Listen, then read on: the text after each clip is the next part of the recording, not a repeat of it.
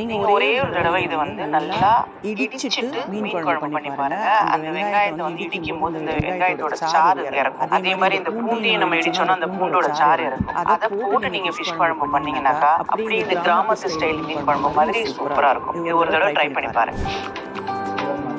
மீன் குழம்பு பண்றதுக்கு முதல்ல நீங்க நல்லெண்ணெயும் எடுத்துக்கலாம், இல்ல சாதாரண சன்ஃப்ளவர் ஆயிலும் எடுத்துக்கலாம், உங்க இஷ்டம் தான். வெந்தயம், கொஞ்சமா ஜீரகம், எப்பவுமே கொஞ்சம் வந்து சோம்பு போட்டுக்கிட்டோம்னா அந்த வெந்தயத்தோட கசப்பை வந்து கொஞ்சம் பேலன்ஸ் பண்ணிடும். அதனால நான் எப்பவுமே கொஞ்சம் சோம்பு போட்டுக்குவேன். கொஞ்சமா கடுகு, இடிச்ச வெங்காயத்தை இதுல போட்டுக்கலாம்.